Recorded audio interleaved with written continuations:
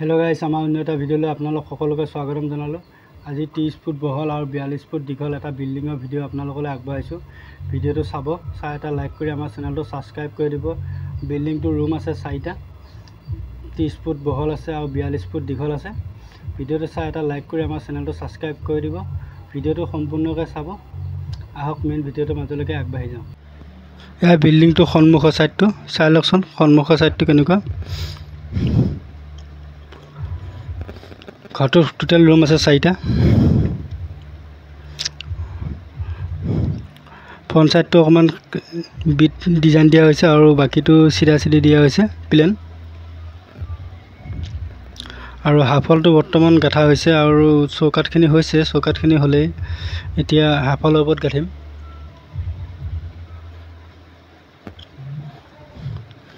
আজি বিল্ডিংৰ ভিডিও প্ৰথম দিছো আপোনালোকলৈ আগবঢ়াই। আপোনালোকে ভিডিওটো চাই কেনে পাইছে জনাব দেই।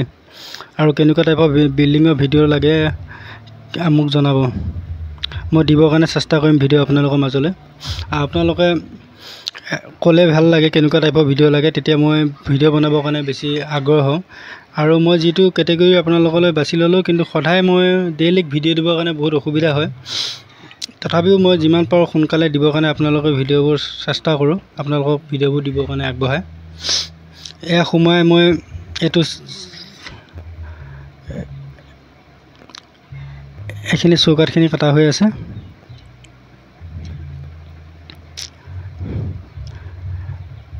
চৌকাটবোৰ কাটা আছে 5-4 কাঠৰ। আৰু এই পাৰ্টটোত আছে 2টা ৰুম।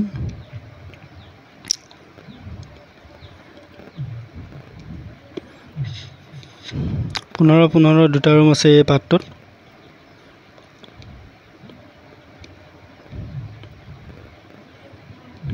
মাজৰ এখন পাৰ্টিশন গাঠিব আছে, এখন গাঠা হোৱা নাই বৰ্তমান। ইটাখিনি আছে থাকৰ কাৰণে।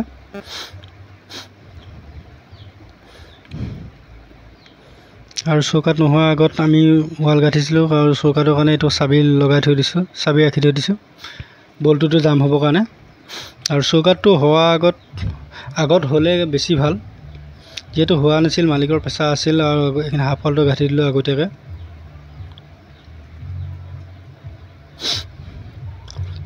এই পাৰ্টটোত আছে 2টা ৰুম আৰু এই পাৰ্টটোত আছে 2টা ৰুম। টোটাল 4টা ৰুম ঘৰটো।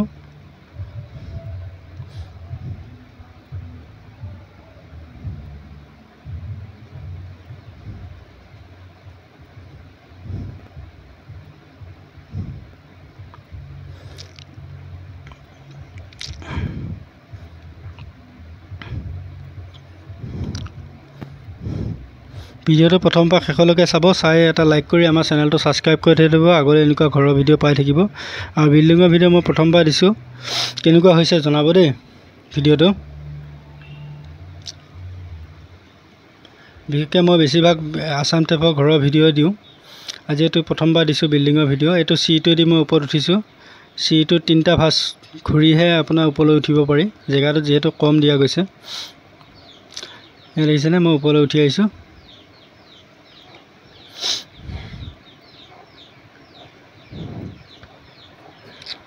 আৰু ওপৰৰ চিৰিৰ কাৰণে এইটো ৰডটো পুৰা উলাই ৰাখা হৈছে।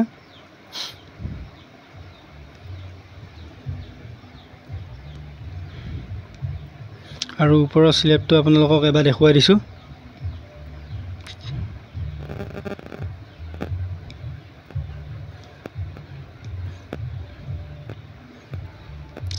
ইয়াৰ ওপৰত আসাম টাইপৰ ঘৰ এটা হ'ব।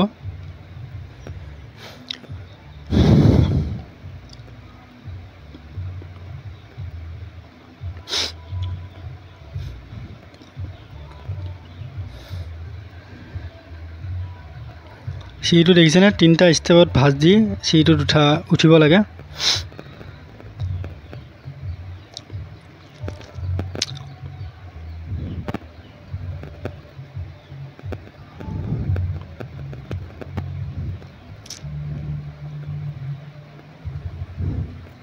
মই ওপৰৰ পৰা অকমান দেখুৱাই দিছো আপোনালোকক মোৰ ছবিটো।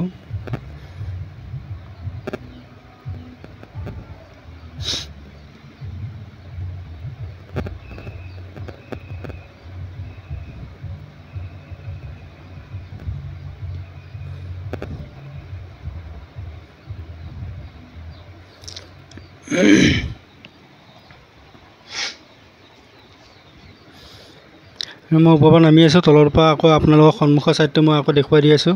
ডিজাইনটো কেনেকুৱা লাগিছে সন্মুখৰ ছাইডটো মোক জনাব দেই।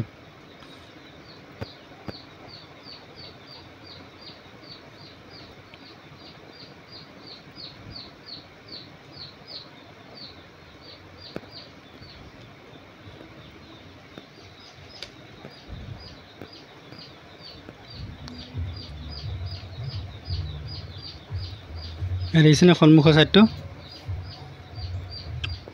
কেনে